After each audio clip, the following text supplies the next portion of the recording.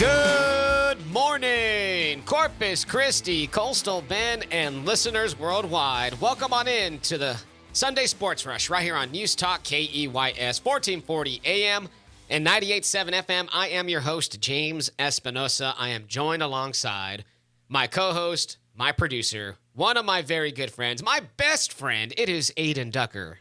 What's Gucci with it? And that is it. It is just us two today, Adin. Yeah, just like how it used to be, for half a year. Yeah, this is Sports Rush 1.0 right here. This is the original Sports Rush crew.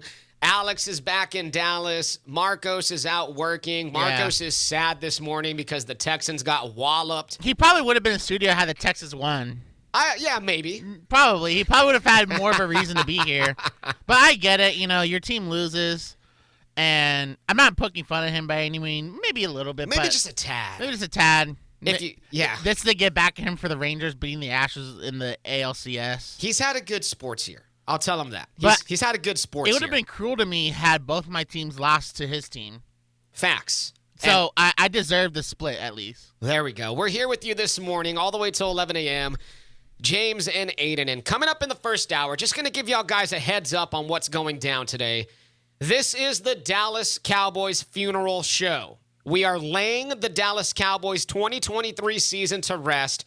They fell in an embarrassing fashion last week. We haven't had a chance to talk to you guys about it on these airwaves. So we're going to do that for the majority of the first hour. At 9:50, we talk about the latest news about the Cowboys coaching staff. Mike McCarthy's back. What's going to happen to Dan Quinn? Should Dan Quinn come back?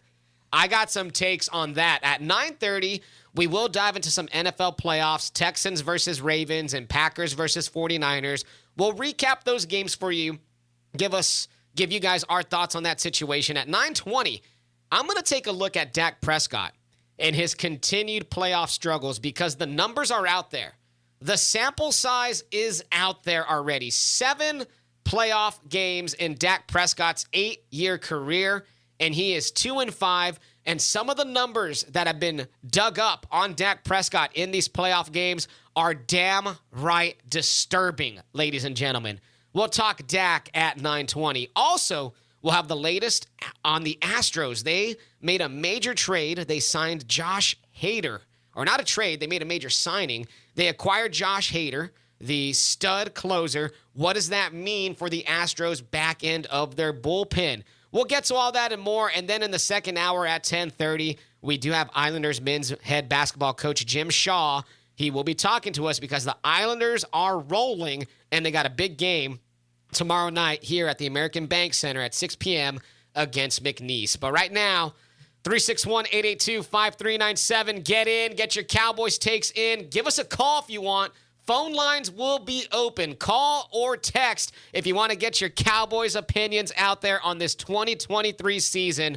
Was it a success? Was it not? How do you feel about the playoff loss? Let's go ahead. Let's dive right into it. Our Cowboys funeral commences, and we are here with you this morning, ladies and gentlemen, to lay this Cowboys team to rest. They lay before us a team that went 12-5 in the regular season, a team that won the NFC East for the second time in 3 years, a team that was undefeated at home, 8-0 on the season, who had a 16-game home winning streak. Yeah, the Fortress, remember that? That is correct. They did live their life in the Fortress.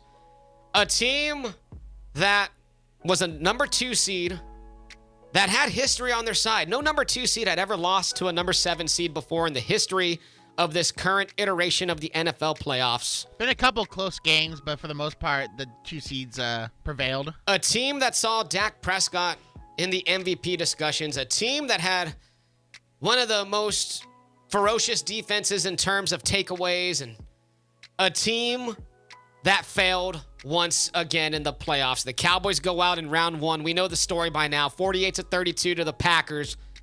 Cowboys, the first ever team to lose to a 7 seed.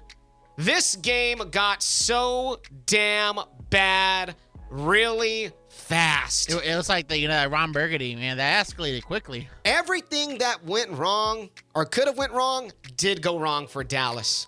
And it all started early on with about 38 seconds left to go in the first quarter. The Cowboys are down 7-0 after Green Bay takes the first possession and marches it right down the ferocious Dallas defense's throat. Just cut through like butter. Aaron Jones was breaking off 20-yard runs. You had a 30-yard completion by Dobbs.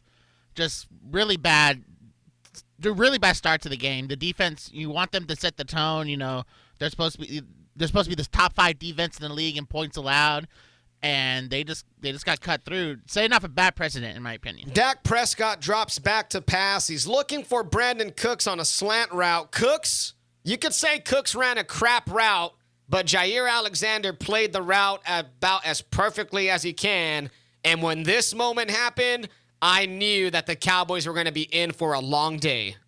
3rd and 5, 4-man rush. Prescott fires for Cooks, and it's intercepted. Jair Alexander, he's got it, up on his feet, racing to the end zone, and he's in! He was not in. He was actually down by contact at the 19-yard line. The Packers would eventually, though, score a touchdown to go up 14-0 on Dallas. It was just a game of miscues, a game that the Cowboys came out flat, and that's the most disappointing thing about this season is that for all the hype, for all the ballyhoo, why did we let ourselves get fooled once again? I did it to myself once again. Yeah, the Blue Shades came back on for a little bit, especially last week and you ended up being right about the Eagles. You were talking crap about them, saying they were frauds, but I felt like that just I believe in like the football gods, like there's bad omens when it comes to fan bases. That's why I never talked crap to Marcos about the Ravens and Texans. I kept it low key. But just the Cowboys. It was bad, man. It was horrible. And look, it's not just on Dak Prescott. It's not just on the offense. This defense was pathetic. The defense gave up, Aiden, over 400 yards of total offense to the Packers. The most disturbing thing was that they couldn't get a stop to save their lives. Yeah, even in the second half when the Cowboys, although you can argue it was garbage time, but when the Cowboys finally got the offense going and they started moving the ball and scoring touchdowns, the defense never got a stop. Never got a stop. I think at one point though, like the Packers were up 46-18 or something like that. 48-16. 48-16. With 10 minutes left in the game, and then that's whenever Dak Prescott started padding his stats. And I've had Cowboys fans out there say, Dak Prescott was trying to fight his way back into the game. No, that was too big a deficit. And the defense couldn't get stops. Yeah, the defense couldn't get stops, but dude, it was 48-16. How about this, Dak Prescott defenders? How about this Cowboy fan who wants to never put any blame on Dak Prescott? How about this? How about you actually play good from the start of the game? Instead of having to rely on Dak Prescott trying to pull your ass back from a 32-point deficit, how about you actually play good when there's the most pressure on the line at the beginning of the freaking game? And that didn't happen. I mean, you go down 27-0 for a reason. The offense couldn't get things going until that last drive in the first half, you know, to kind of give y'all like a slimmer, like a 5% chance of hope. But there was some slim hope.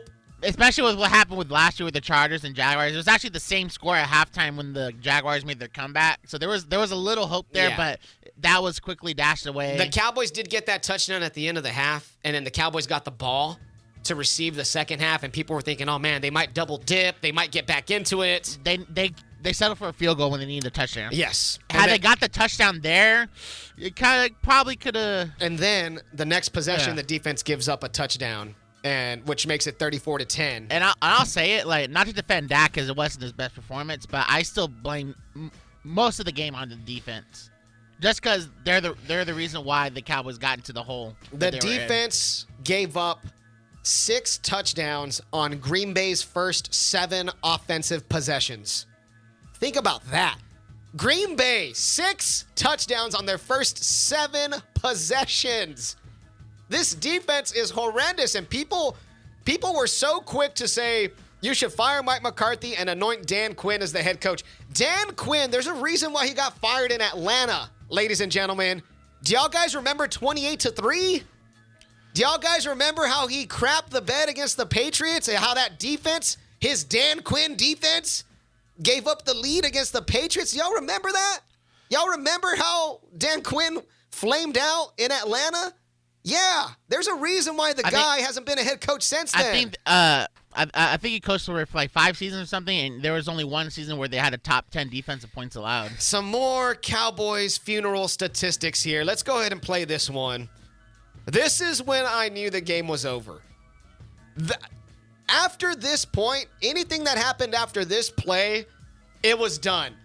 When Dak Prescott throws a pick six to Darnell Savage, a typical Dak Prescott pick six where he doesn't see the safety lurking over the middle, where he's staring down CeeDee Lamb from the moment the ball is snapped, trying to fit in a tight pass, doesn't see Darnell Savage, and Darnell Savage makes Dak Prescott pay.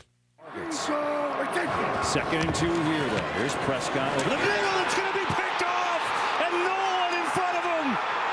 Darnell Savage, touchdown. And on the play, if you see the bottom of the play, Ferguson's open for like a 5-yard gain. You know, it was 3rd and short, or it was or 2nd and short, or 3rd and short. One of those downs. I believe Ferguson was open. I think Cooks might have even been open on the opposite side of the field. But I only really saw Ferguson open down on the left side. But once again, Dak Prescott in the first half of playoff games does not show up. Once again, Dak Prescott, when the going gets tough in the playoffs, he does not get going. And now, I'm going to have some more Dak notes coming up for you guys here in about 5 minutes once we get to the second segment of the show. But just know this.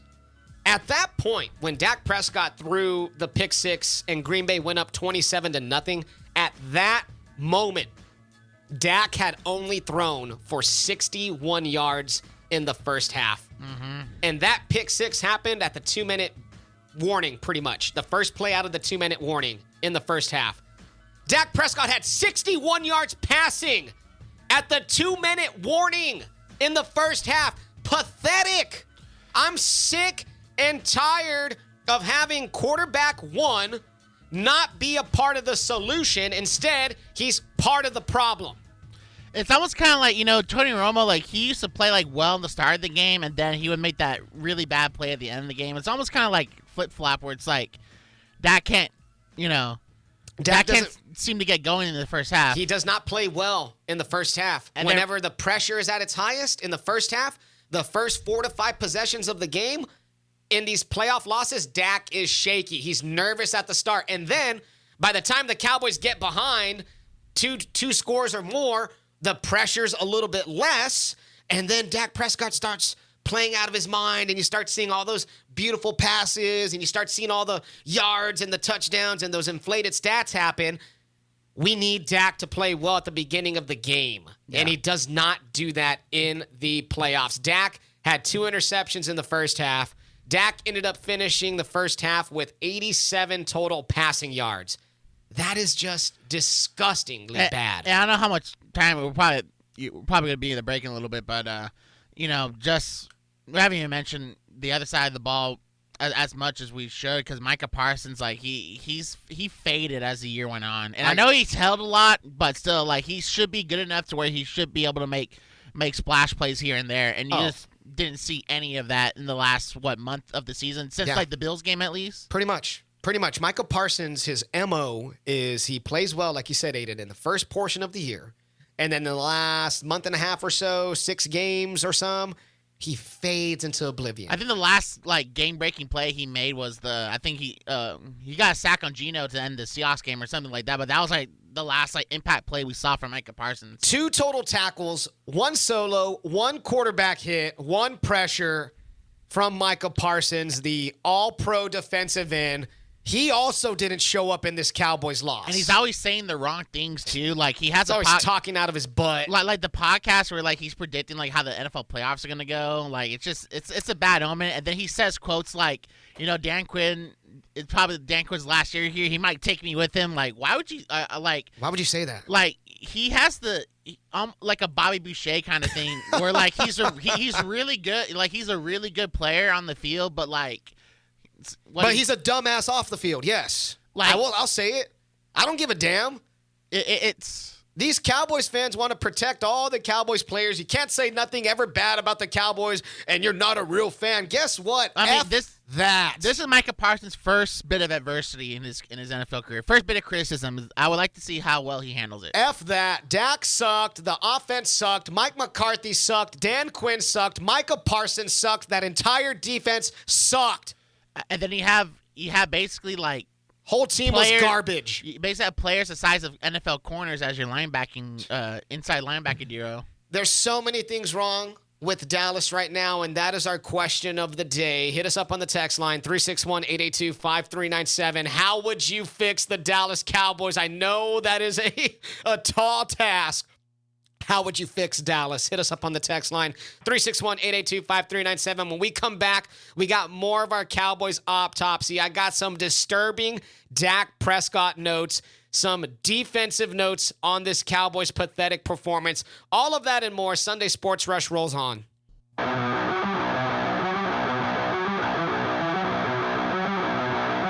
Sunday Sports Rush, episode 148. James and Adin with you. Coming up in about 15 minutes, we will dive into yesterday's NFL playoff games. Texans and Ravens, 49ers and Packers. We'll give our thoughts on that as the 49ers and the Ravens both move on to championship weekend. Right now, though, we continue our Cowboys autopsy. The 2023 season is over. The Cowboys, once again, can't get past the... Well, hell, I was going to say divisional round. They can't even get out of the wild card round this year. And this was the year where, like, so sad. It was supposed to be the year where the Cowboys had the best shot to at least make the NFC title game. You know, we'll go more into detail later. But look how the Niners looked against the Packers. You know, this NFC is winnable, and the Cowboys they were the only team at home that's lost so far. Yes. 7 out of the 8 postseason games played so far, the Cowboys are the lone home team to lose. And that is pathetic. That is sad. That's sad that Dallas couldn't serve home court against a Packers team that was a 7th freaking seed, against a Packers team that was 6-8 on Christmas Eve. 6-8. And, you know, I'm not a Cowboys fan, but if I was a Cowboys fan, I wouldn't even... Like, don't even look at any silver lining here. Like, don't even say, hey, the Packers almost beat the Niners. Like, they're a good team. Don't be that guy. Oh, my God. And there's people out there. I've already seen them. There's people out there right now who are saying, well, Packers played good against the Niners. You got to feel great about that, Cowboys fans. No, I don't, because that team in Dallas didn't show up. I don't give a rat's ass about what happened with the Packers and 49ers. I mean, if anything, it proved that the Packers, you know, they belonged there. They gave, you know, had that same Cowboys team played against the Niners, they would have gotten boat race like they did in Week 5. If anything, it showed that the Cowboys would have got their asses handed to them by the 49ers. You know. If anything. Now, here's some more Cowboys sad stats. Cowboys are the first team to win 12 wins in 3 consecutive seasons to not make an NFC title game. The Cowboys this year were 0-5 when the defense produced no takeaways. Cowboys were a front-running team, flat out. Micah Parsons was pathetic. 1 pressure on 19 pass rushes. His lowest pressure rate in-game in his career. Right tackle Zach Tom of Green Bay held him to 0 pressures in 9 matchups. You want to talk about Micah Parsons being big and bad and defensive player of the year? Dude didn't show up. Dude was pathetic. Dude was a ghost out there. He drew 1 holding call. Great. He did hit Jordan Love 1 time. Didn't impact the game whatsoever. Tired of giving that guy a pass. So tired of it. Dallas defense in their last 7 games gave up 25 points per game and 350 yards per game. Dan Quinn stubbornly kept those run fits out there with those small linebackers, Bell and Clark. We've seen this game too many times from a Dan Quinn defense. They were fool's gold. And then he was running zone when they ran man most of the year. Anybody with a pulse could have got over on that Dan Quinn defense last week. Anybody. And then Jordan Love played great, but like most of the receivers were wide open, like with nobody within 5 or 10 yards of them. Musgrave was wide open. That was pathetic. And even Dobbs on a couple of his catches, he was wide open. Now let me get to this sad Dak stat and this very concerning Dak Prescott trend that is happening. He's 2-5 in the postseason. Dak Prescott, in his last 4 playoff losses, this is dating back to, 2019, the Rams playoff game? Yeah. Whenever C.J. Anderson ran all over the defense. Oh, yeah, I remember that game. So in each one of these losses, right, Rams, the Cowboys were down 20-7 at half. Dak Prescott had 87 passing yards in the first half. The Niners game in the wild card round 3 years ago in Dallas, the Cowboys were down 16-7 at the half. Dak, 89 passing yards at the half. Last year, divisional round at San Francisco, the Cowboys were in it. They were down 9-6 at the half. But guess what? Dak Prescott, 81 passing yards at the half. And then this past game, you're down 27-7 at the half. Dak Prescott, 87 yards passing at the half. In each of the Cowboys' past 4 playoff losses, they've been down double digits in 3 of the 4 games, and Dak Prescott has had 100 yards or less passing in all 4 of those games. The slow starts by Dak Prescott in the playoffs is what kills this team. And I remember I was telling you, James, I think it was a week or 2 ago I told you this, that I said I thought last year's Cowboys team was better because I thought the defense was at least playing well. And they were. That game last year, the defense showed up to play. They just eventually got, they worn down because they were on the field so much. But, At some point, man, with the amount of money you pay Dak Prescott, with him possibly getting a contract extension, he needs to start being part of the solution and not part of the problem. In all 4 of those playoff losses, he has been a part of the problem. The slow starts, the interceptions, the deer in the headlights look. If you want to pay Dak Prescott to be one of the top-tier quarterbacks, a 2-5 playoff record is not it. Having less than 100 yards passing at the half in the past 4 playoff losses is not it. In the playoffs is where legacies are made. You could have the greatest regular season ever, but if you show up like this in the playoffs, at some point you are what you are. The more you look at Dak Prescott, the more you see Tony Romo. And what was up with him and CeeDee Lamb? That's another thing that, CeeDee Lamb probably, him and Tyreek were the top 2 receivers in the league. One of the top 2, yeah. They didn't have it, dude. They were, body language was bad. CeeDee Lamb didn't give off good body language. Dak Prescott and CeeDee Lamb having some words to get on the same page, that was just concerning to see. And that also goes into Mike McCarthy and how he had this team prepared. We'll get into Mike McCarthy later on in the show because I got some takes on what the Cowboys are doing with Mike McCarthy. I mean, we still need to talk about the Jerry Jones aspect of it, him being the GM the past 30 seasons. There's so much to get into on this Cowboys funeral for the 2023 season. The Cowboys are done. The Cowboys disappoint once again. Why do we do this to ourselves? I don't know. Get your takes in, 361-882-5397. Coming up next, we're going to take a switch and dive into what happened yesterday in the NFL. Texans, Ravens, 49ers, Packers. We'll talk that coming up after the break. Stick around.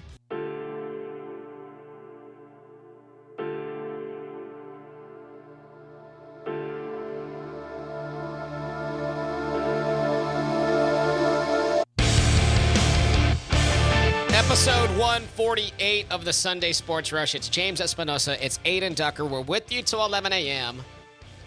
Coming up in about 15 minutes, Mike McCarthy is back with the Cowboys, but no extension for MM. Lame duck coach. What does that mean for the Cowboys? Do they have the potential to collapse next year? So much mess going on with the Cowboys. They let you down every single year, but who does not let you down is Jerry Plemons and Crossroads Clinical Research. Those guys, unlike the Cowboys, actually show up to play when it matters the most. Jerry Plemons and company, if you want to win, if you want to take the road to the Super Bowl, the road to more, better health, it's Crossroads Clinical Research. Hit up Jerry Plemons, 361-288-4668. Hit them up at number 3cra.com. They got a lot of medical studies. You could even earn your money. Not like the Cowboys players who don't earn their money with their pathetic performances. Crossroads Clinical Research will give you the opportunity to earn some cash. Hit up Jerry Plemons. He is the man. He comes through in the clutch. Unlike Dak Prescott, Crossroads Clinical Research, Thank you for sponsoring the show. Man, James is S tier when it comes to these spot reads and these transitions, man. I That's the one, appreciate that. Like he might get most of his sports takes wrong most of the time, but when it comes to spot reads, there is no other master. I appreciate that. Yeah. It's a certain, not trying to say it's difficult, but there's a certain craft to it. So, yeah, I appreciate that. Let's hit up the text line real quickly, 361-882-5397. Ryan L. is in here. Shout out to Ryan L., one of our faithful listeners, good friend of the show. Ryan says, it looks like my Super Bowl prediction of Steelers and Cowboys isn't going to happen this year. Both teams almost lost in a similar manner, too. Yeah. Well, at least the Steelers came back and made it a competitive game. The Steelers actually showed some fight, and were actually, yeah, like you said, Aiden, in the game in the second half. The Cowboys were down 27-7 at half, at one point down 48-16. Cowboys had no shot. Cowboys didn't even show up. The Steelers actually showed up, so kudos to them. Thank you, Ryan L., for getting in. Question of the day, how do you fix the Dallas Cowboys? How do you fix them? My good friend Jay Patterson Hodges is in here. Hodges says, remove Jerry Jones from any decision-making at all. Oh, Jay.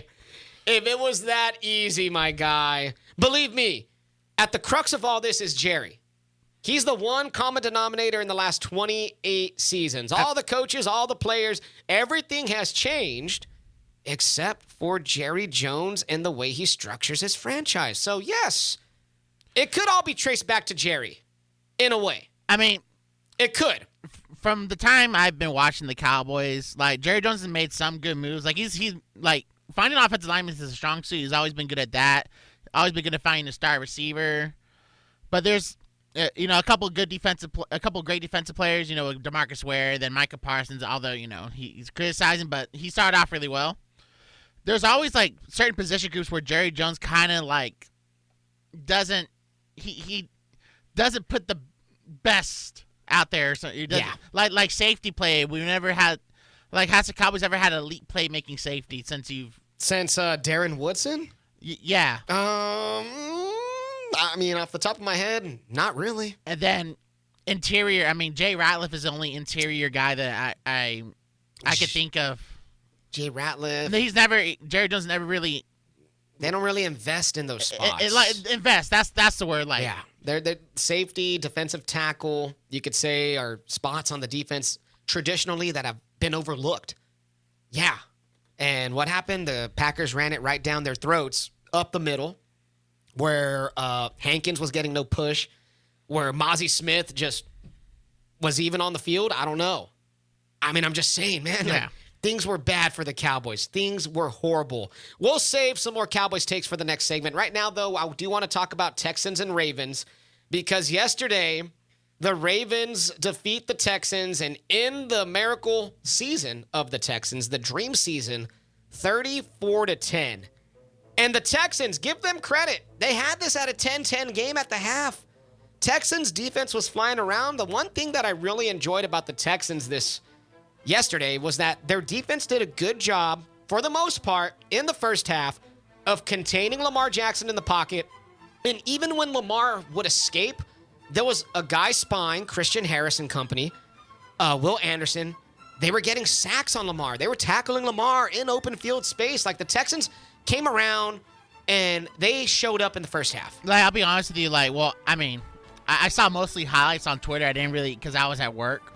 But from what I saw, I was reading, like, the Ravens were doing these plays that were taking too long to develop, and the Texans were constantly bringing blitzes and pressure and whatnot, and it slowed down the offense to where they look pedestrian at best. And honestly, the Texans really had some opportunities to maybe even have a touchdown lead at half. When you're an underdog, on the road going against the number 1 seed. You have to take advantage of what you've been given. The Texans yesterday were doomed by penalties. 11 penalties for 70 yards. A lot of false starts. Credit to that MT&T Bank Stadium crowd.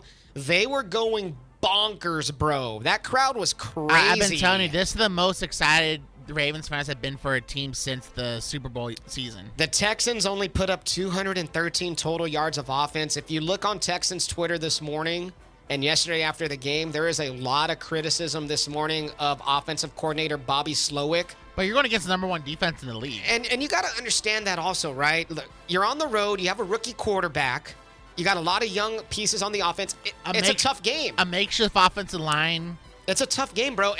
But a lot of people are criticizing that Bobby Slowick was a little bit too conservative with play calls and not taking shots downfield. They wanted C.J. Stroud to let C.J. Stroud cook. They never got the running game going. And honestly, with this front seven, I mean, it's no surprise. The leading rusher for the Texans was Singletary, 22 yards, bro. I think 22 yards. I think they only broke one run that was larger than 10 yards. Now, Lamar Jackson, my God, did he cook. 16 of 22, 152 passing yards, 2 touchdowns, had a beautiful touchdown pass to Isaiah Likely in the end zone where he pretty much mossed Stingley, took it right over him. Beautiful. He had 100 rushing yards and he had 2 rushing touchdowns. And the Ravens, after it being 10-10 at halftime, they open up the third quarter and they drive the ball all the way down the field. Lamar Jackson ends up taking the touchdown up the middle for 15 yards to give the Ravens a 17-10 lead. Caller in the NFL. 2 years in San Francisco. His first in Houston. He's watching Lamar Jackson take it in. Touchdown Ravens. It's beautiful. Beautiful. From that point on, it was all Ravens. The Ravens ended up scoring they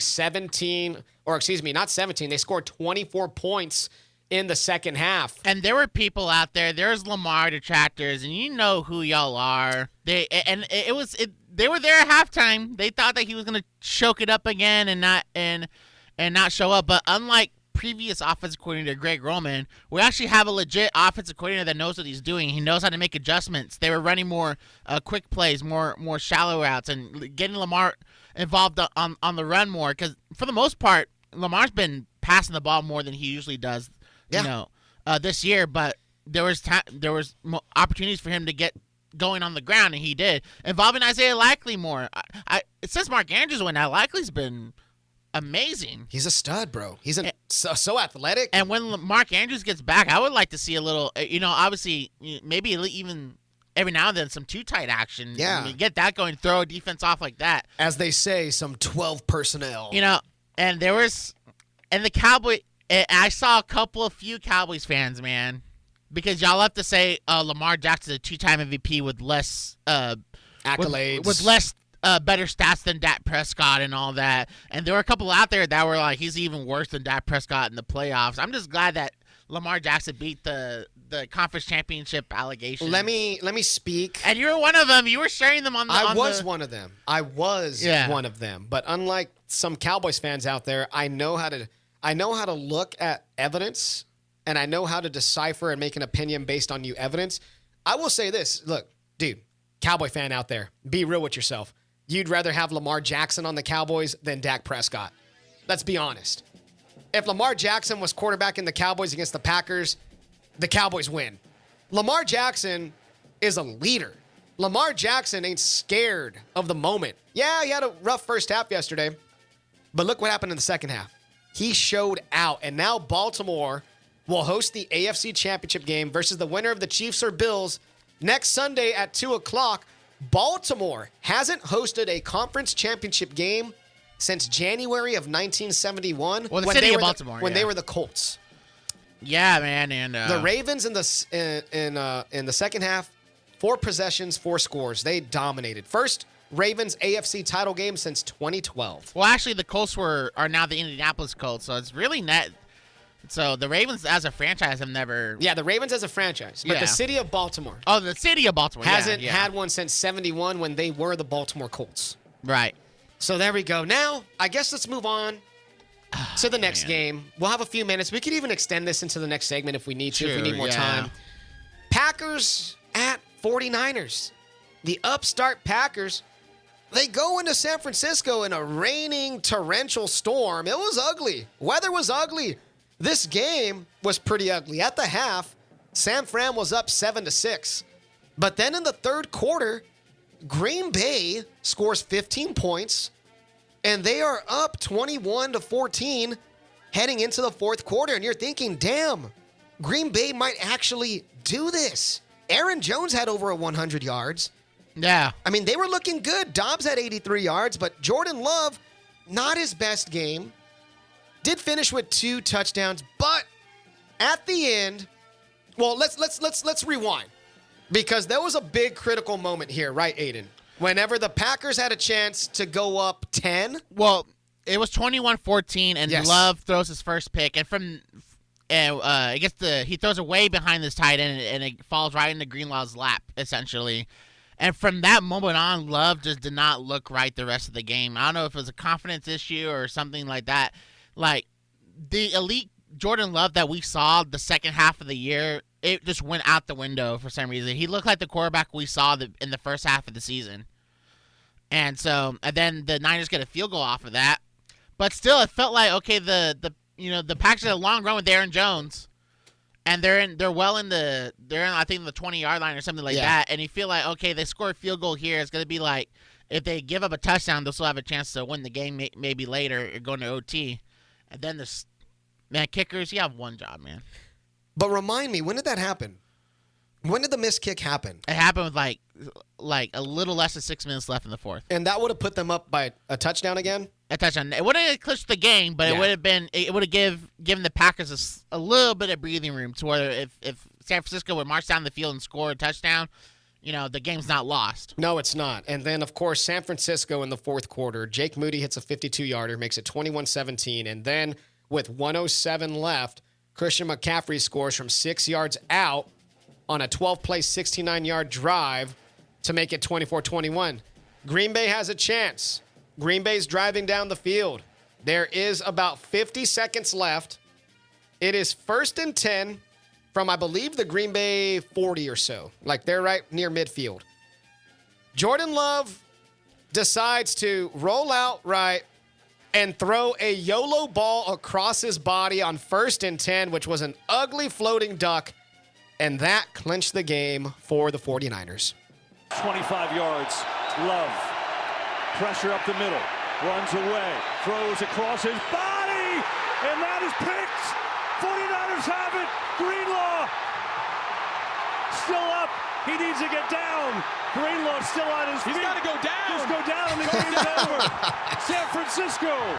Greenlaw's another player where like he has that Bobby Boucher where like he's a really good linebacker, but like you know what I'm saying, that was vintage Bobby Boucher, that one play. Yeah, he tried to house it and take it back, and everybody's just like, get down, dude, it's game over. And in the rain too, like where the ball could slip out of his hands. Fumble, anything could happen. So San Francisco gets the 24-21 victory. And it always hurts when and not a lot of fans like the Niners. They're kind of like, since the Patriots have been gone and Brady retired and whatnot. I think even though the Niners haven't won a Super Bowl since '94, the Niners team, they always like to talk crap to teams and start fights. They feel like in interviews they feel like they're entitled. Like anytime they lose, it's not their fault. It's injuries, it's other excuses.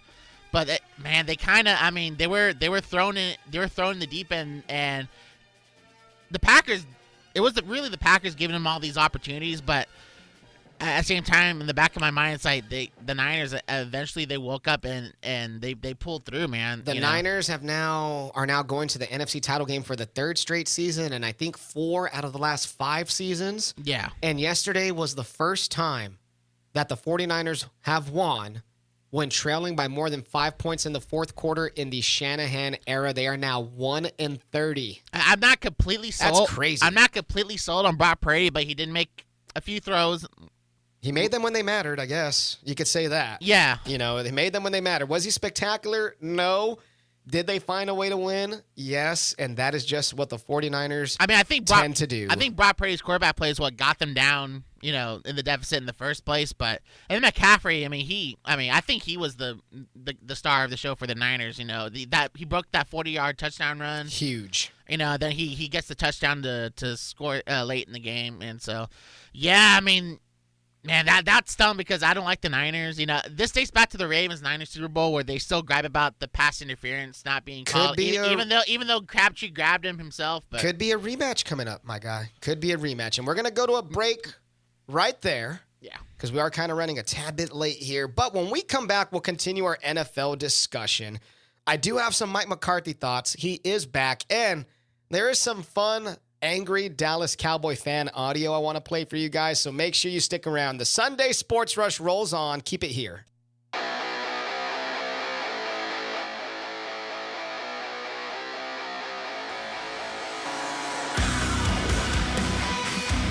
Sunday Sports Rush, episode 148. It is the funeral show for the Dallas Cowboys. We lay them to rest for the 2023 season after they disappoint us once again and fail to even get out of the wild card round as a number 2 seed. Pathetic. Gutting. They lose in the most absurd ways possible. And as a Cowboys fan who has never experienced an NFC title game as a fan, I don't know how much I have left. I don't know how much I have left to give. How much more do you want from me? And you also have Christ. You also have the fans having fights on Twitter with the Cowboys players' families and all that. So we have Annette in here on the text line, 361-882-5397. Get your Cowboys takes in right now. Annette says, CeeDee Lamb's mom was talking smack about Dak. She says, LOL, it was all true what she was saying. Yeah, whenever you have CeeDee Lamb's mom talking smack on players, whenever you have Micah Parsons' brother talking smack about the team. And then Tad. Whenever you have Dak's brother, Tad Prescott, talking smack to the fans. This is a circus. Look, there is no other organization that knows how to win off the field more than the Cowboys, if only it translated on the field. The Cowboys have the headlines. The Cowboys will always win the headlines, and when you have family members fighting with the fan base and talking crap about the organization and the players, like, what is going on? We are America's circus, the Dallas Cowboys. I mean, circus. I was talking to you, James, earlier, and this is this the lowest morale point in the Cowboys history? Yes, and I don't even know. Yeah, this is the lowest of lows. I thought I felt lows before. This is low, especially with the way things potentially were going to shake out. I thought they were going to the NFC title game. I thought so too, man. I thought it was finally their year to break through into the Final Four at least. And maybe have a chance to get to a Super Bowl. Just with how the seeding played out, you have you beat the Packers, you have a rematch with the Lions, and I know if the controversial ending, but that would have been a that was game a coin flip. The Cowboys could have won. Yeah. Mike McCarthy's back. He's back.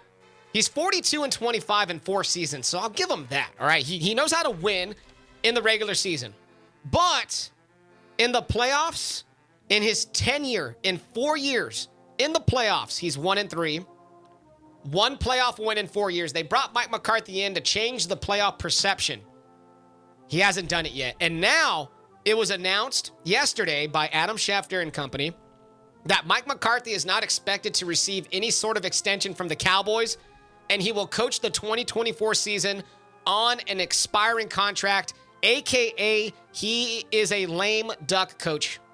Well, hey, at least y'all retired Brady. Yeah, I guess so. I get it's a good one. Brady, they got blown out by the playoff Cowboys, and he was like, okay, it's done. My thing with Mike McCarthy coming back as a lame duck coach, number one, will the players buy in, knowing that he's not going to be there for the long run? Number two, the pressure on Mike McCarthy, is that going to make him crack, knowing he's coaching for his job? Number three, this has the potential to be a season of collapse. And possibly, if the Cowboys start off slow or start off, around 500 or so, Mike McCarthy could get fired in season, knowing that you don't got to worry about the contract the rest of the way as he's playing on an expiring deal. And it feels like does Jerry Jones I feel like Jerry Jones is all like, well, the Eagles are fluttering as well. I think we still got a shot here. But the Eagles, they're gonna make moves to Howie Roseman, they're going to make the right moves to I don't think the Eagles are going to be as bad as they were this year. Let's just say that. Probably not. We'll see. And I was going to say something else about Mike McCarthy is back, and that's just the way it is in Cowboys Nation. They're going to bring back Dan Quinn if he's not hired by another team as a head coach. Exactly. So that's official. Yeah, if he's not hired. Please, somebody hire him. I mean, there's Titans, maybe, Chargers. Please. Panthers. I want to play this quick audio of angry Cowboy fans before we hit the break. These are Cowboys fans after the game walking out of AT&T Stadium voicing their frustrations with the Cowboys. Many fans say they're disgusted and want change. I came from there, we lost, y'all ain't nobody else, man. Disgusted. I am upset. You feel me? I am from Virginia. I flew all the way in today to watch this. I'm sad. Frustrated. We got another Romo on our hands, choke like I'm... Disappointed. We need another quarterback, another coach, everything. It don't matter to me. It don't matter. That's how Cowboys fans felt after watching the team implode once again in the playoffs. We need help. We need Jesus. Many blaming the coaches. Mike McCarthy losing at home against the Packers. Says a lot. I think legacy gone, man. Like, you won a Super Bowl with the Packers, and then you go take over a new team, and you lose at home against that team.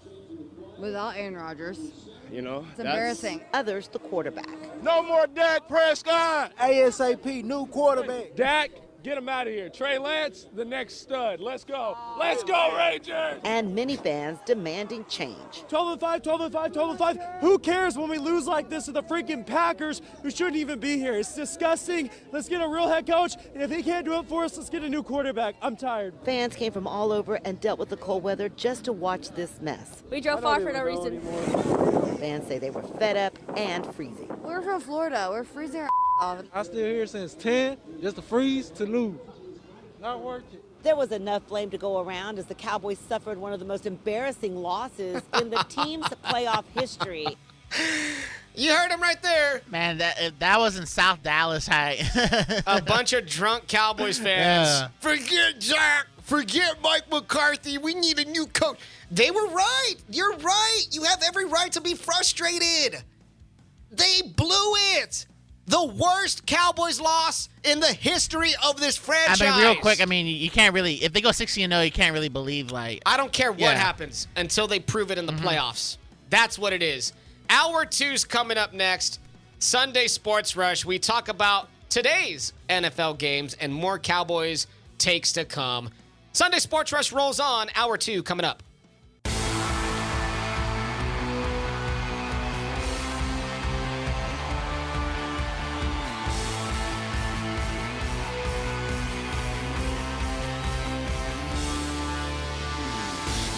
Good morning, Corpus Christi, Coastal Bend, listeners worldwide. It's episode 148 of the Sunday Sports Rush. Hour number 2 with you on News Talk KEYS, 1440 AM and 98.7 FM. I'm your host, James Espinosa. I'm joined alongside my best friend, producer, co-host. He is Mr. Do-It-All here at Keys. It is Adin Ducker. Here we go. Oh, wrong one. Wow. Cougars, I love Cougars. Totally not on purpose. Oh, are you sure about that? Are you sure that was not on purpose? Oh, I need that Tim Robinson thing. Are you sure about that? You sure about that? You sure about that? Oh, my gosh. That was fun. That was fun. Here we go. Out of the playoffs because I suck when it comes to pressure. Here we go. Another Dak pick six. You are done. Here we go. I don't know how to win in the playoffs. I'm 2-5 career. 8 years into the league, 30 years old. Dak Prescott. There we go. Sorry, I'm getting out my frustrations this morning. It's the Cowboys funeral show. It's our 3rd annual Cowboys funeral show. We've been on the air for 3 years, and this is our 3rd annual funeral show where we lay the Cowboys to rest after another disappointing flame out in the playoffs. Coming up in this hour, let's get to some positive news. Coming up in this hour at 10:30, we will have Islanders men's basketball head coach Jim Shaw on the line. The Islanders got a 10-point victory yesterday against Nichols out at the ABC, and they play McNeese tomorrow night at 6 p.m., a nationally televised game on ESPNU. But we want you to pack the bank. We will talk to Jim Shaw at 10:30. We do have some Astros news. Josh Hader is now an Astro. Get ready to get a dose of Hader-aid out of the bullpen. So we got a lot of stuff to talk about, more NFL, more Cowboys news and notes to come. Right now, hitting up the text line, 361-882-5397. Our question is, how do you fix the Cowboys? Jerry says, and this is not Jerry Plemons, this is Jerry Taggle. Jerry says, not to sound morbid, but we're going to have to wait until Jerry passes away. Ow. He will never relinquish his position as GM. Hopefully, Steven will not be like his father. Hopefully. It's so sad that we have to wait. He's 81. So, I mean, I just want to say, listeners, that is Jerry's take. yeah, that's Jerry's take. That's we Jerry's take. love we love Jerry Jones, the owner. Yeah. Not so much the GM. There we go. Jerry Jones being the owner is why he's in the Hall of Fame. Yes. I mean, the Cowboys could be 0-16 for 3 straight years, and he'll still convince Cowboys fans to sell out AT&T Stadium. Yeah, I mean, look, let's just face facts, right? I'm probably going to be at a Cowboys game next year. I will. I'm a sucker, bro. I want to go to the games. Once NFL draft comes around, once training camp comes around, I'm going to get Cowboys fever. It's going to happen. But, damn it, I don't even know, man. I fall for this every single year. Every single year. 361-882-5397. For the Cowboys, you have to see it to believe it, man. Get your takes in this morning. Let us know what's up. I know, I'm tired of it. I'm tired of losing in the playoffs. Aren't we all? Let us know how you feel about the Cowboys this morning. 361-882-5397. Let's actually talk about some teams and how to play some decent football in the playoffs. Because we do got 2 NFL games today. First game at 2 p.m. is the Buccaneers at the Lions. Ford Field. First time ever Detroit is hosting 2 home playoff games in their history. Yeah, and that's pretty cool. The Lions are a 6-point favorite this afternoon. How do we feel about Lions? How do we feel about Bucks?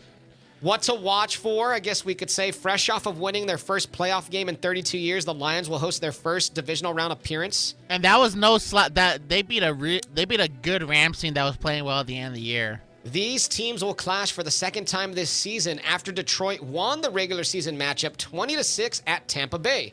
Bucks quarterback Baker Mayfield and Lions quarterback Jared Goff have both revitalized their careers in new settings as former number 1 overall picks and will look to carry their teams with their strong play. That is the storyline entering today. How do we feel about this game, Aiden? You know, I'm looking at that game earlier in the year, and that was a defensive slugfest for like 3 quarters, and then the Lions pulled away and scored a late. They scored a touchdown at the end of the third to kind of pull themselves ahead, but it was like a 10-6 game for most of the game. It was in Tampa Bay. I think they're gonna both teams are gonna score more points than we saw in this game. I don't see the Buccaneers scoring just 6 points. The Lions defense is they're okay. They're not like a world breaker. One of the matchups I'm looking forward to the most is Todd Bowles versus the Lions offense, because the Buccaneers defense, they blitz a lot. They blitz 41% on dropbacks on opposing quarterbacks, the 3rd highest rate in the NFL. They could look to dial up today against Goff, who has 7 turnovers when blitzed this season, tied for the 2nd most in the NFL. So watch out for that. Matchup X factor, Aiden Hutchinson. He's on a 3-game multi-sack streak and is coming off a 33% pass rush win rate against the Rams.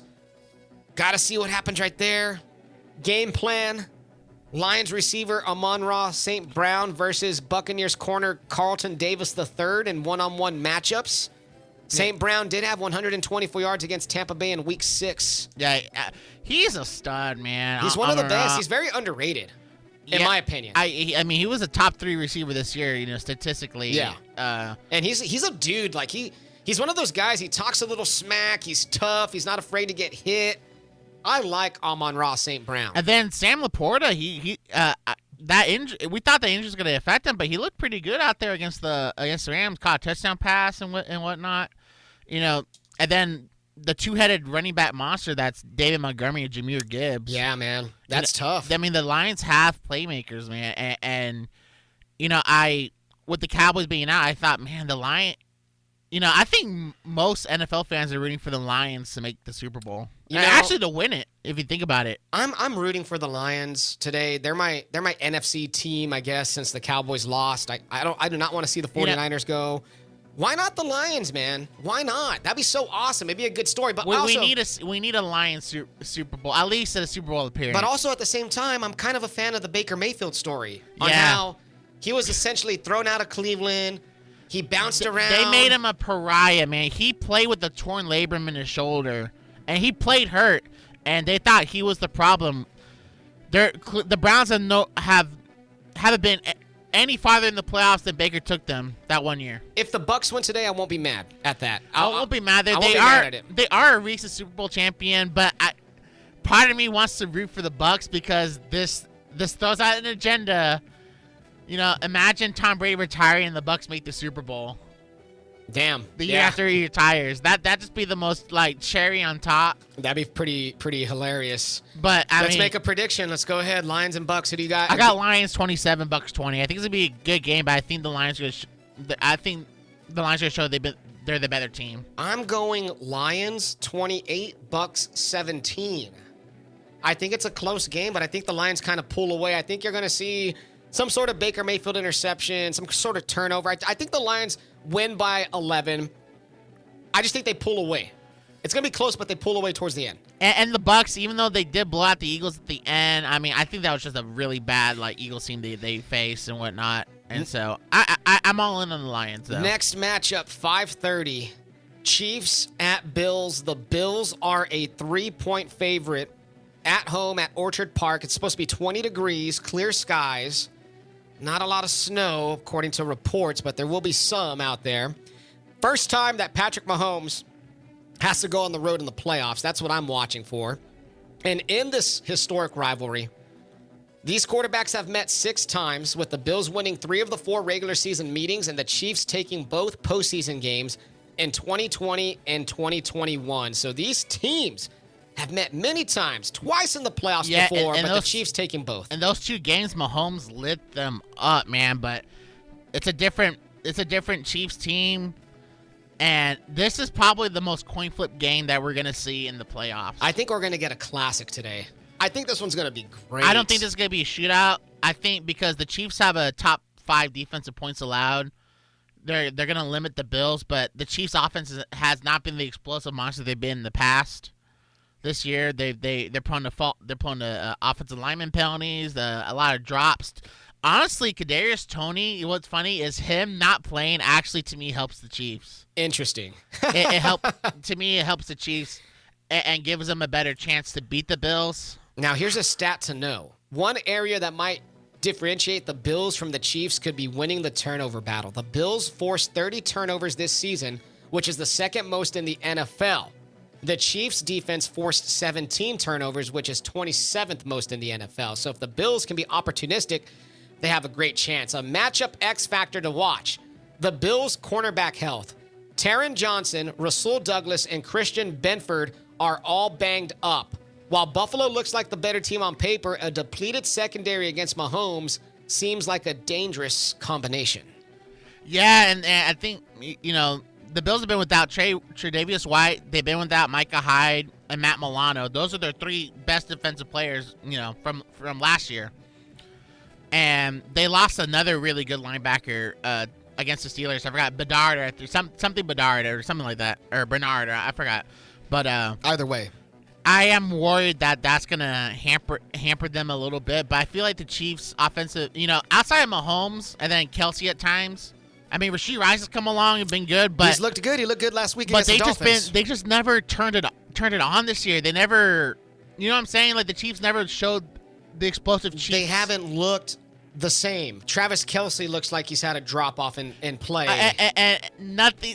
I'm not gonna blame Tay. Travis Kelce does look a slight bit pudgier than normal. He doesn't look. He can still get open here and there, but he's usually more consistent. When you fall in love, you gain weight a little bit. Yeah. I mean, maybe Tay-Tay's into that, maybe. Yeah, Tay-Tay's been feeding Travi very well. Okay. Game plan key. In the Week 14 matchup between these teams, Bills running back James Cook had 83 receiving yards. Look for the Bills. Sorry, I forgot to play the yummy sounder. Anyway. Look for the Bills to get Cook involved in the passing game again with backfield releases and screens. And look for Chiefs linebacker Nick Bolton to be the key in limiting those plays to Cook. That's just one thing to watch for in today's game. All right, time to make our final prediction. It's Chiefs, it's Bills, it's 5:30 CBS with Romo and June on the call. It's in Buffalo. Bills are a 3-point favorite. Do the Bills get to the AFC title game, or will Patrick Mahomes and the Chiefs win their first road playoff contest in the Mahomes era?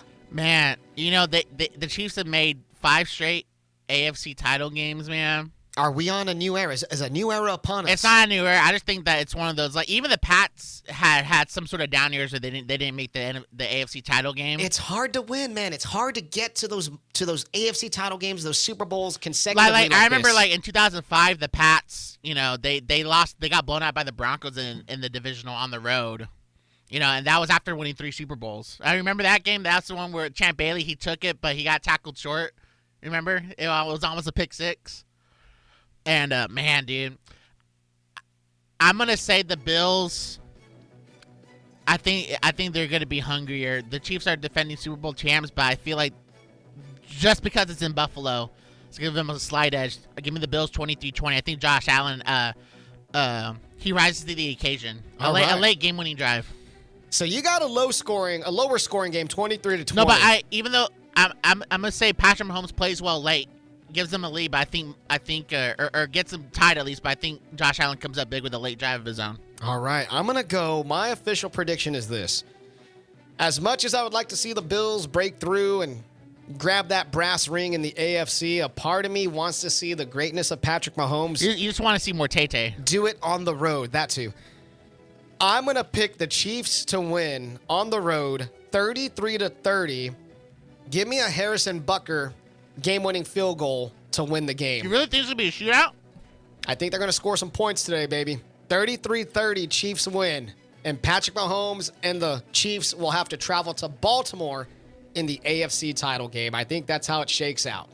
If you have any takes or opinions on today's game, get them in. 361-882-5397. Coming up next, the Astros made a move that shocked Major League Baseball. Josh Hader is back in Houston. We give our thoughts on that as we transition and switch it up and talk some Major League Baseball offseason. It is the Sunday Sports Rush. You need to keep it right here.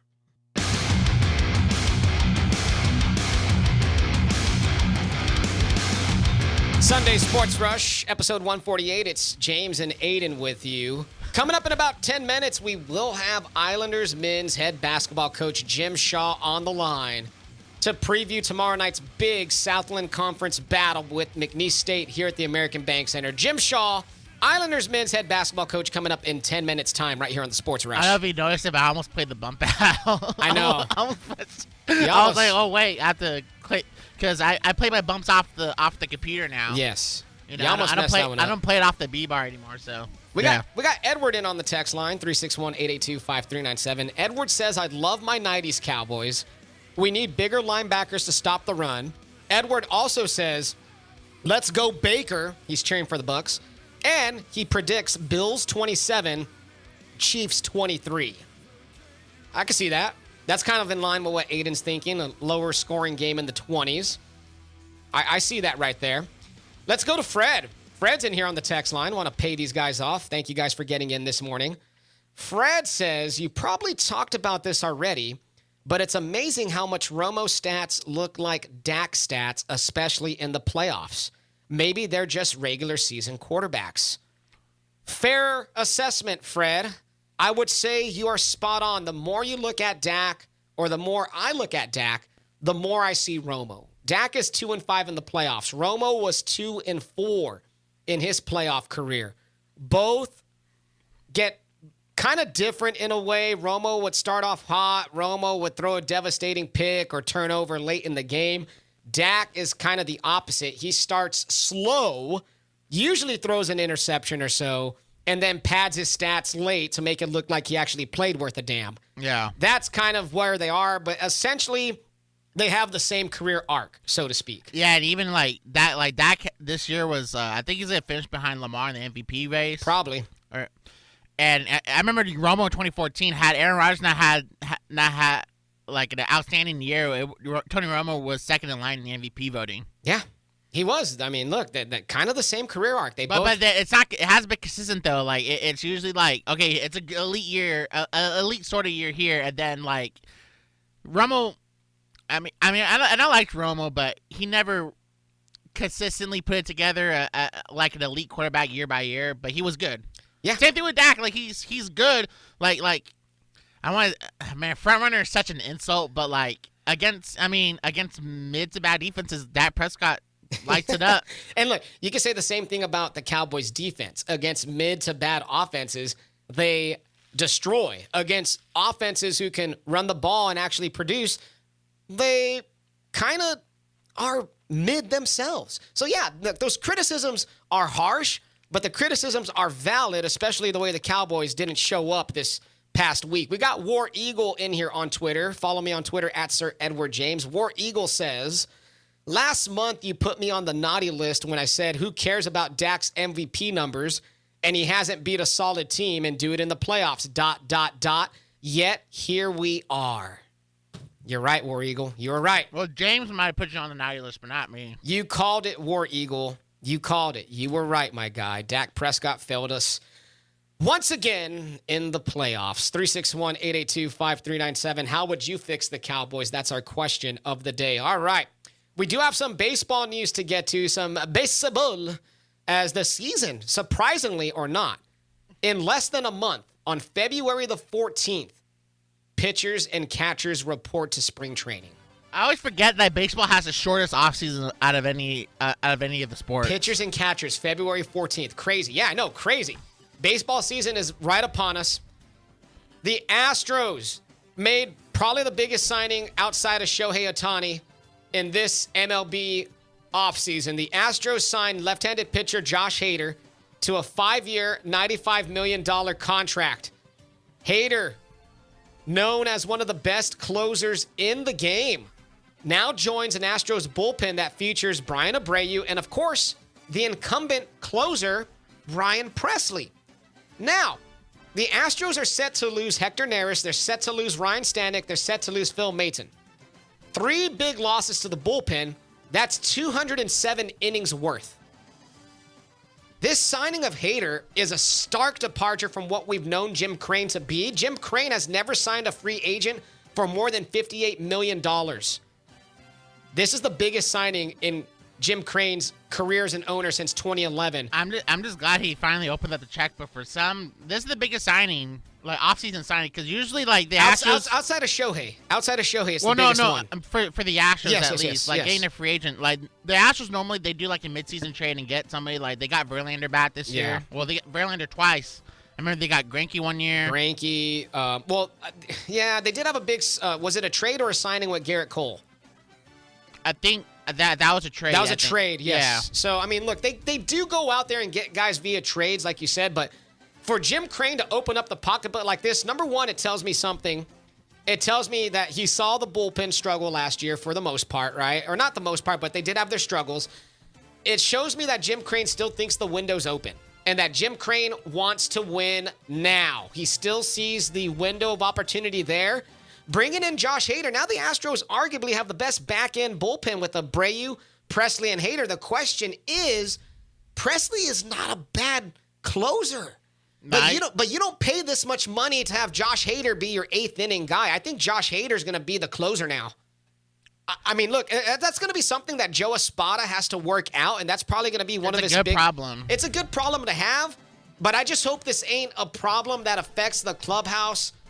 Knowing that Presley has been that guy, knowing that Presley has been 14 of 14 in the postseason in his career, one of the best postseason closers, to just bring in Josh Hader and demote Presley, who didn't earn a demotion.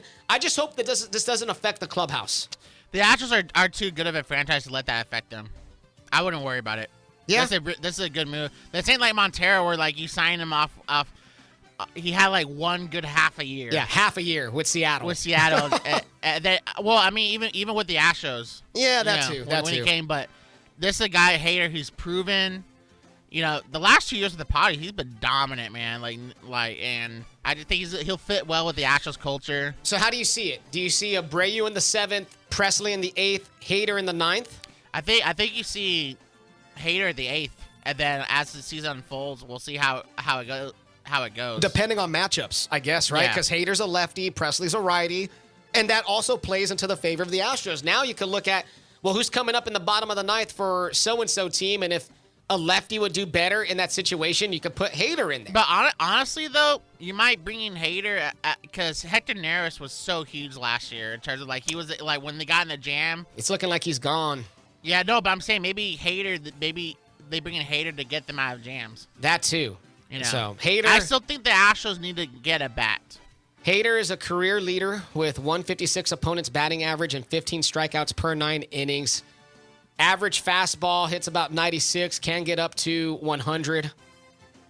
So, yeah, man, I mean, Hader looking like a dude, bro. He's going to be a dude. And now the Astros, they get a big guy in that bullpen. And now you got Brian Abreu, you got Ryan Presley, you got Josh Hader. Essentially, man, you get to the 6th, 7th inning, and you can throw those 3 guys at opposing teams, and the Astros are looking good in that sense. That was a great move by Jim Crane. I got to tip my hat to him. Got to tip my hat to Crane. Astros making a big move here in the offseason. 361. Still think they need to get a bat, though. Yeah, I would say still need to get some sort of bat. Go out and get Cody Bellinger. Come on. Yeah? Bring him. Let's go. I don't care how much he hates the Astros. He'll He'll put that aside. Yeah, put it aside, baby.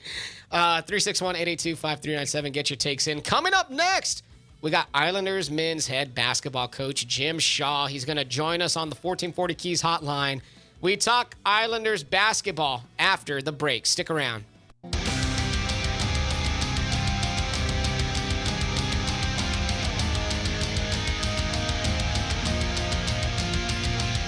Sunday Sports Rush, episode 148. It's James and Adin with you. Coming up in 15 minutes, we'll get to your text. I know you guys are chomping at the bit to give your Cowboys takes, to give your NFL takes, all that good stuff.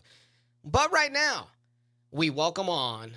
He's on the 1440 Keys hotline. This is the first time he's been on the Sunday Sports Rush. He is the head coach of Islanders men's basketball. It is none other than Jim Shaw. Hashtag Shaw Time is on the line. Coach, good morning.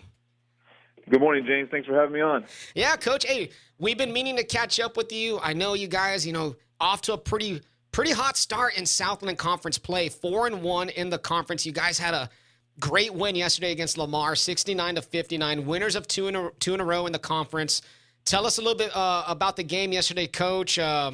That Lamar squad has been tough this year, and y'all guys got a double-digit win. What did you like yesterday? The biggest thing is we played defense. We played defense. We didn't shoot the ball all particularly well. We shot less than 40% from the field, shot 18% from the three-point line, and still able to, like you said, get a double-digit victory over a Southland Conference opponent. But it all started with just the grit, the toughness on the defensive end, created 18 turnovers. Able to get out in some transition easy buckets that are unscripted, and the guys were able to hold on to the lead and just focus every possession on getting a stop. Watching the game yesterday and checking it out online, and you see the steals that lead to the transition dunks and the buckets. Yeah, when you get stuff like that and you get your bench, I'm looking at the box score right now. Your bench yesterday had 28 points. When you get 28 points out of your guys on the bench, that's always a key. Oh yeah, the one good thing, we had to recruit a number of players. We have 11 new players on the roster. 10 of them are on scholarship, and after going to the NCAA tournament twice, so we have a lot of turnover. But I think we went out and recruited some good people first and foremost, and good players, and we were able to develop the entire roster and a deep bench throughout non-conference play, and so now that's paying dividends. I think we're top 5 in NCAA Division I in bench points. So always good to get points off the bench. We're here with Jim Shaw, head coach of the Islanders men's basketball team. First year at the helm with the Islanders, but it's your 3rd overall season with the Islanders. Of course, you were the assistant coach under Steve Lutz, who left in the offseason. How has it been for you, Coach, taking over the reins of this team at this university, and what have you learned about yourself as head coach now that you're the guy who's making all the decisions? Yeah, that's a great question. Definitely learned just to be more clear in my communication, whether it be with the players or the staff. Obviously, you gotta plan ahead. I think I've done a good job, or in the past, and even more so now, of having a plan and sticking with it. There's been some moments that we've had to adapt, whether it be on the offensive end. But as long as the guys play hard, rebound, and defend, and take care of the ball, I think we'll have a chance. But a lot of it comes down. I've learned about myself is just to be clear and concise in your communication. Obviously, always stay positive.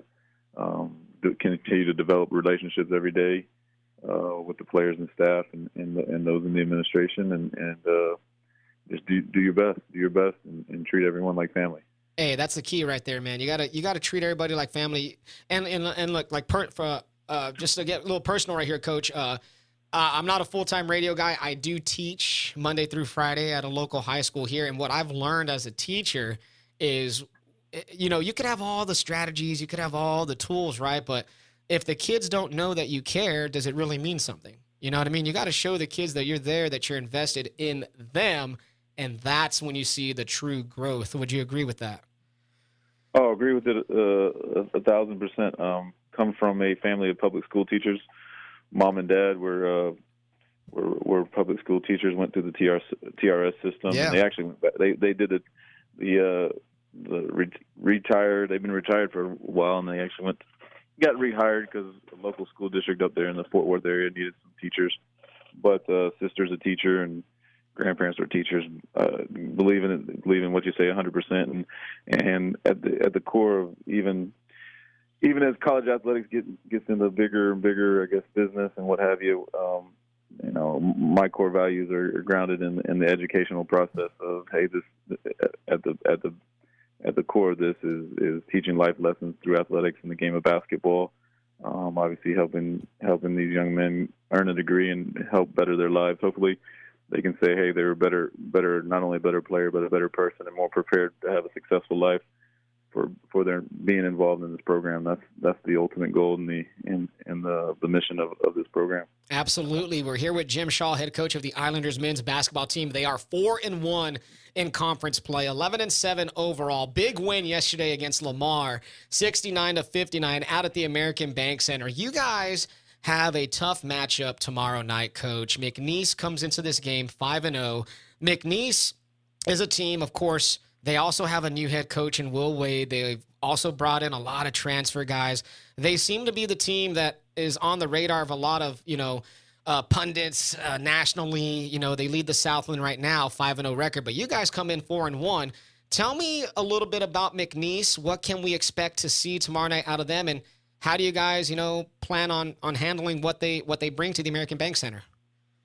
Yeah, the McNeese Cowboys are at this point, they've proven themselves to be probably the best team on paper from what they've done in non-conference and so far in the Southland Conference. After 5 games, they went into Michigan and beat Michigan in Ann Arbor. They went to Virginia Commonwealth and won there. They went to UAB and won in Birmingham. And Coach Will Wade coached at LSU, VCU, and Tennessee Chattanooga. He's a great basketball coach, and they've brought in players like Shahada Wells, was a transfer from TCU, originally from Amarillo Tascosa High School, and just a number of other players. Christian Shoemate returned from the previous staff, and those 2 guys are playing like all first team all conference players. They do a really, really good job of shooting the 3-pointer. They are the best Division I basketball team at shooting the 3. Upwards of 45% from the 3-point line. So we're going to have to guard the 3-point line. And then after that, they take care of the ball. That's kind of something that we preach here on the island, and they take care of the ball. They're top 10 in the country and committing the fewest turnovers. So we're going to have to guard the 3-point line and then rebound and then and make some shots. We haven't, to this point, that's kind of been an Achilles heel, is making outside shots. And we got good shooters on our team, and once we start making shots, I think we can play with anybody in the conference. It is a big game tomorrow night, of course. As I mentioned, McNeese 5-0, you guys 4-1. The early lead in the Southland Conference on the line tomorrow night. But, the Southland Conference this year, Coach, there's a lot of impressive teams. To me, in my opinion, as someone who has followed Islanders basketball since I was a little kid, Southland Conference has traditionally been, a top-heavy league, a couple of teams, maybe 3, but it seems like this year there's 4, maybe 5 teams that can actually compete for the conference title. It's a little bit more deeper than years past. Would you agree with that? I would agree. I would definitely agree with that, James. I think since I've been here, being the third year in the Southland Conference. Obviously McNeese is really, really good on national radars as a team that can make a run even in March Madness. But the middle of the conference is a lot tougher than it has been. Obviously you got Lamar, you got Nicholls State, a couple other teams that are 3-2 right below us and McNeese that can really play. And then I think even Southeastern and New Orleans, Southeastern Louisiana and New Orleans, they had really good players returning, 4 and 5 starters, and maybe off to a little bit of a slow start, but they're going to be formidable down the stretch here in the last 12 to 13 games of conference play. And let me correct myself real quick, Coach. I've been saying y'all guys beat Lamar. Y'all guys beat Nicholls yesterday. My bad. I was looking at the schedule a little bit wrong yesterday, and I had it written down the wrong way. Y'all guys handled Nicholls yesterday out at the ABC by 10. But nonetheless, Coach, you're right, man. And it's a competitive league. And tomorrow night, y'all guys are on national television on ESPNU. We want to get as many people out to the American Bank Center as possible, 6 p.m. I know they're giving away 1,000 shirts or they're giving away a ton of shirts to the first 1,000 fans. Get out there, ladies and gentlemen. I'm telling you, this brand of basketball is something that you do not want to miss. Personally, I've been out to a few games over the years. Every single time, it's a family-friendly environment. The competition's great. Coach, to the fans out there who are listening right now, to everybody who's going to listen to this interview once I put it on a podcast, what's the kind of brand that you want fans to know your team for, and what do you want? What's a message to the fans who are going to go out to see you guys? I think the brand of basketball we're going to try to play is winning basketball. In regards, we're going to try to play as hard as we can on both ends of the floor. Defensively, try to get stops, communicate, stay connected. Try to force turnovers as you mentioned that we did on Saturday afternoon versus Nicholls. And then, once you're getting out in transition, I think we have an athletic group that can go finish at the rim and above the rim. And, offensively, we'll try to play fast, get a good shot in the first 7 to 8 seconds of the shot clock. And after that, move the ball and play the game the right way and find the open man for a good shot. But just a chance to play tomorrow night in the ABC Center at 6 p.m. On ESPNU, nationally televised game for this program. I don't know when the last time they had a nationally televised game here in Corpus Christi. It just showcases our city. What a wonderful city that not a lot of people know about. Outside the state of Texas, and then our university, which is growing under the leadership of Dr. Kelly, and it's just a chance to uplift not only the community, the city, but the university as a whole, with all the great things that are happening here on the Island U. Hey, I'm telling you, Coach, this is a sleeping giant down here, man. I've been harping on this for the past 3 years that I've had this show. Even before that, man, I believe in this program, and I think you guys are off to do some great things. 4-1, y'all guys are. You're taking on 5-0 McNeese in Southland Conference play tomorrow, 6 p.m. ESPNU. But most importantly, we want you guys in the seats at the ABC. We want you to fill it up, the American Bank Center, and have a nice raucous home crowd, because it's going to be a tough game tomorrow night, Coach, but we wish you guys the best of luck. Any final parting words you want to give, Coach, before we let you go? Yeah, just that the game was a blue out. The first 1,000 fans, as you mentioned before, get a free T-shirt, a blue T-shirt. So if you come wear blue, hopefully you'll be one of the first 1,000 fans and you get a blue T-shirt if you don't have anything in the closet that's blue. And really, really need your support. It's a big matchup in men's basketball, Southland Conference play. And give us a great chance to have a home court advantage and showcase our university, city, and the Coastal Bend community. We're here. It's Jim Shaw, head coach of the Islanders men's basketball program. Coach, we appreciate you, man. Thanks for taking time on your Sunday to be with us. Thanks for spreading that positivity, and we wish you luck the rest of the way. We wish you luck tomorrow night. Coach, we got to catch up at some point later on in the Southland season so we can get an update on the program and just continue to build this relationship. For sure, James. Thank you for having me on, and keep doing the good work of public education, and it's very important. And thank you for everybody in the community that helps in public education here in Corpus Christi ISD and beyond. There we go. Coach, have yourself a great rest of your day. Good luck tomorrow night. We'll catch up later on. All right. Have a good Sunday, James. Thanks. Thank you. There he goes. Head coach of the Islanders men's basketball team, Jim Shaw. It's Shaw time at the American Bank Center as the Islanders, 4-1 in Southland Conference play, take on the 5-0 McNeese Cowboys in an early battle for the first place spot in the Southland Conference. I'm looking forward to that. Get out there, 6 p.m., American Bank Center. It's on ESPNU, nationally televised game, but we need you out there. Fill the bank. Money in the bank, baby, as we used to say. Get out there. When we come back, we got a sports grab bag. I'm going to get to your takes. What do the Cowboys have to do to fix their situation? We'll debrief this interview. More Sunday Sports Rush. Keep it locked.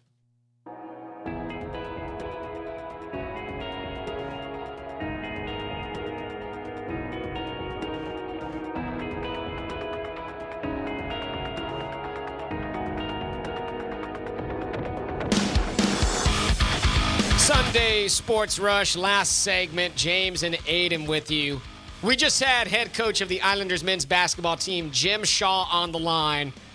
Winners of 2 in a row. They're 4-1 in Southland Conference play. They got a big game tomorrow night at 6 p.m. at the American Bank Center against McNeese. Back-to-back Southland Conference champions. And let me tell you who's the champions of Corpus Christi. That is Crossroads Clinical Research. Those guys are putting up titles left and right. They are the champions of research. They are the champions of medical studies. If you are interested in joining a medical study, you could get paid some cash. Moolah, baby. Hit up Jerry Plemons at 361-288-4668 or get scheduled and signed up at number3cra.com. That's number3cra.com. Crossroads Clinical Research. The champions of our heart. The champions of Corpus Christi. Put up another banner. It's Crossroads Clinical Research. Thank you for sponsoring the show. Jim Shaw made his debut. Awesome to talk to the head coach of the Islanders. Seems pretty even keel, you know? Seems like a good guy. Yeah, and, with all the roster turnover, all the transfers and whatnot, the fact that, Texas A&M CC is still in the top, so far, at least in the Southland Conference, just a good job for Jim Shaw so far. He said they had to bring in 10 players.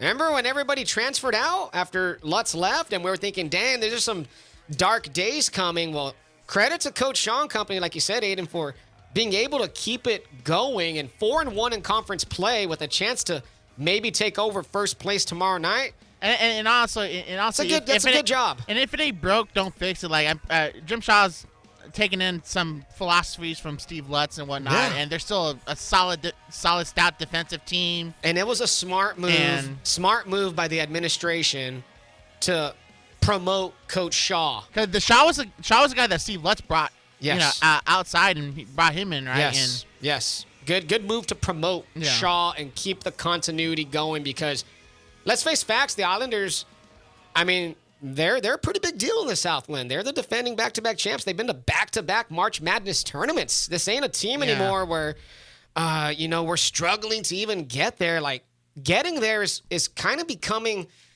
a standard. And that's a good thing for this city. So go out there and support the Islanders tomorrow night. And if they get there a third year in a row, NCAA, please stop putting them in the play-in game. Yes. It's going to be if they make it to the tournament, it's going to be the third year in a row. Conference champions should not be in the play-in games. Yes. They should be in the actual 64. Exactly. And they're good enough to beat, like, honestly, if you matched up last year's team with Purdue, they beat Purdue. Yeah, the way Purdue looked. Yeah. Didn't look great. Alabama, They gave Alabama a decent game. It was just Alabama just kept shooting threes nonstop and making them. But, it was still they're a feisty bunch, man. They are. So we were happy to have Coach Shaw on and can't wait to catch up with him later on in the season. Hitting up the text line, 361-882-5397. Fred says, it would be a blessing in disguise if someone hired Dan Quinn as their head coach. Wow. I'm not opposed, Fred. Imagine the Chargers signing Dan Quinn. What's that video of the two big guys somersaulting or like flipping, like yes, doing the front flip or whatnot? Like, I know what you're talking about. Where it's like the Chargers firing Brandon Staley only to bring in Dan Quinn. We have more reaction to how to fix the Cowboys. 361-882-5397. This comes from Mark. Mark says, I truly believe Jerry Jones sold his soul to the devil for immediate success and then to gain financial power as he does. In return, the Cowboys remain a significant team every year, and we are never to win a title again. Wow. I mean, yes, people say Jerry Jones sold his soul and all that, but come on. But I just think, for me personally, just looking at from a neutral perspective, the Cowboys. They seem comfortable at times. When things are comfortable for them, they are a show. Essentially, like a Harlem Globetrotters. Like they are a show to watch. When adversity hits, they're just not. They just have never been tough enough to get over that hump, man. They're not. Most of the tough. time, every now and then they'll lose. A close playoff game. Actually, when Jason Garrett was the head coach, they actually competed. They actually competed in the playoff. They wouldn't get to the NFC title game, but they would be competitive. Yeah. They would at least be competitive, but we just need to see more of that. Like, whenever she hits, the Niners, even though they haven't won a Super Bowl, they could have easily lost against the Packers, but they showed enough toughness to where they can. In this Mike McCarthy iteration of this current Cowboys era we're in, the past 4 years, they are a front-running team. When they get behind, they don't know how to rebound. Sometimes they do. Sometimes they can make a comeback. But when S hits the fan, it hits the fan. And it is a splatter shot on the wall. I'm telling you right now, this team is not mentally there when adversity strikes. And it sucks. Sucks to say. And I know they brought in Gilmore, as a guy. He's a former champ. Well, I wouldn't say former. He is a champion. He's a champ. But I feel like you need to bring in more guys like that. Go free agency. Go look at Bobby Wagner, Levante David. Even though they're older guys, they're still veteran. They don't get hurt. You look at a team at the Ravens. You look at a team like the 49ers, and they got established cultures because you look at the players on those teams. Those players are Ravens. Those players are 49ers. Those players play with a certain attitude, a certain demeanor, a certain swagger. The Cowboys don't have a culture like that. You look at the Cowboys, you look at their players, I see a bunch of, I hate to say this, but I see a bunch of soft guys, a bunch of prima donna divas. I don't see the hardness, the toughness like I see with the Ravens or the 49ers or maybe even the Lions now to an extent. Those teams have an identity. The Cowboys don't have an identity. And even the Chiefs, even last year's playoffs, they weren't lighting it up on fire on offense. Well, they did against the Eagles, but against the Jaguars and Bengals, but they toughed it out and they showed the Chiefs show that they can be gritty at times. And that's why, even though the Bills are fair, that's why I'm still a little worried about the Chiefs. They've been there. Yeah. One more to get to, 361-882-5397. Andres is in here, my good friend Andres, our good friend. Andres says it literally starts at the top. There's no accountability. Team needs a full-blown culture change. Jerry's not selling, and I'm not saying he needs to die, so I don't know how that happens exactly, but he needs to be okay with not being the biggest voice in the organization. Well said, Andres. This team needs a culture change. This team doesn't have an identity. When I look at the Cowboys, I don't know what I see. I see a front-running team. I see a team that loves to play with the lead, and I see a team that once they're down, oh boy, watch out, because it can implode quick. 361-882-5397. Got a few seconds left with you. Looking forward to today's Sunday NFL slate. Should be a pretty good one. Should be fun out there, I say. I don't know. We'll see. I'm going with Lions, and I'm going with Chiefs. Aiden is going Lions, and he's going Bills. Now, at the start of the playoffs, I had Ravens and Niners in the Super Bowl. We're still on course. We're still on course. Still on course for that. And there's the logo conspiracy the past 2 years. So the Super Bowl 55, was it 55, right? Yes, or something like that. Oh, no, 56. Super Bowl 56, it was an orange. Oh, wait, hold on. Let me play the hard out real quick. It was the orange and yellow. Orange and yellow, yeah. Rams and Bengals. And then last year it was like a red green logo, and Chiefs it was Eagles. Chiefs and Eagles. And this year it's a purple and I guess a reddish looking color. Yeah, the same shade of red as the Niners. Yeah, so Niners and Ravens. Has the script been in front of us this entire time? Yeah. Oh goodness, Cowboys. Watch the next logo have Cowboys shade of blue. Then it's like I hope. I hope. Cowboys funeral show is over. Thank you guys for getting in this morning. We appreciate y'all so much. Thanks to Coach Jim Shaw for being with us. We'll talk to him more in the future. Islanders head basketball coach. Appreciate all you guys and gals getting in on the text line, getting in on social media. Aiden, great job. Great. Next week, we'll be back. So, have a great rest of your Sunday. No more questions. We'll talk to you next week.